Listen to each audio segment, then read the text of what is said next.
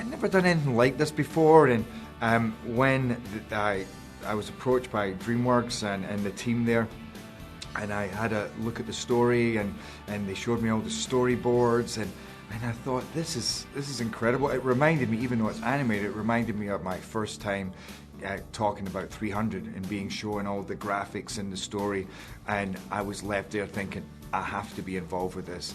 It just looked like so much fun, and then a chance to do stuff that I'd done in live action, but then see it in the animated genre, and I thought that'd be something completely different. And I knew it's great to do movies, stories that appeal to everyone. I just felt like there was so much heart in the movie, and I was surprised by how emotional I got at some points, and also just like how you could take this story and relate it to so many things going on in the world, and there's things that kids can understand in simple terms and that adults should understand in grander terms. It's a pretty good movie, isn't it?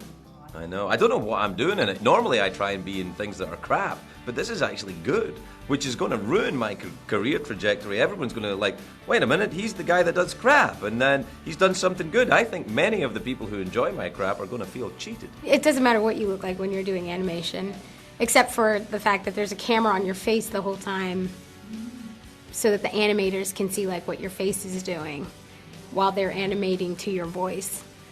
So I feel sorry for them because I don't think people make too much of an effort to look good.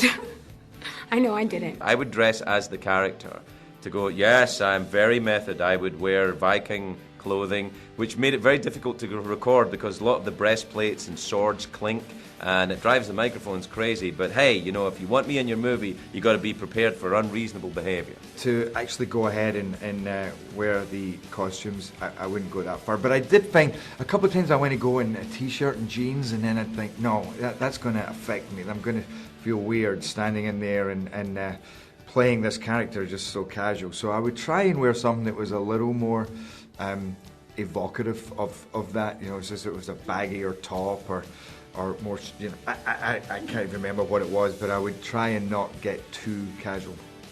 Whenever I was done with the recording session for Dragons, I always felt very like I'd gone through a catharsis, because at the end we always save the crazy loud stuff for the end so I don't blow my voice in the beginning.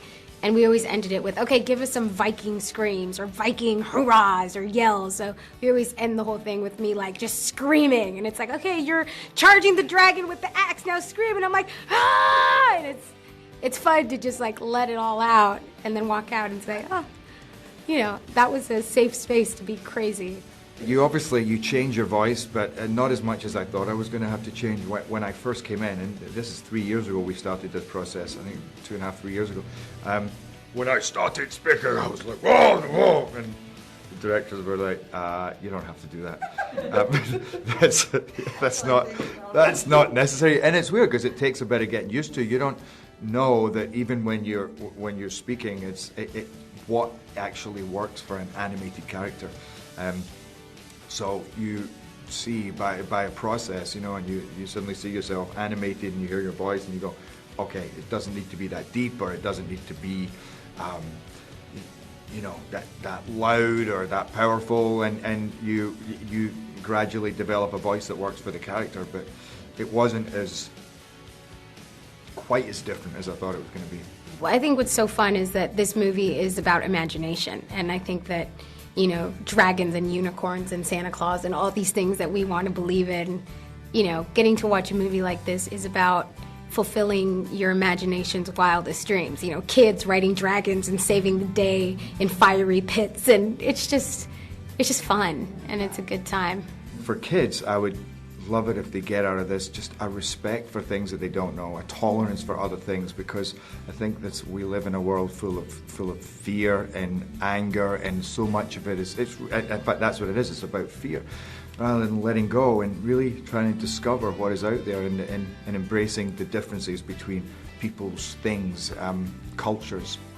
I hope that they come away from this movie with the same feeling that I came away from the movie with, which is initially, the figure represented by the dragon was something that was terrifying because it was unknown. But as the young boy, and as the rest of the village get to know this dragon, this supposedly fearful thing, that it becomes an ally, and that maybe information about the things that you fear can help you overcome that fear and move through it. I think it's a very specific and very helpful message that this film has.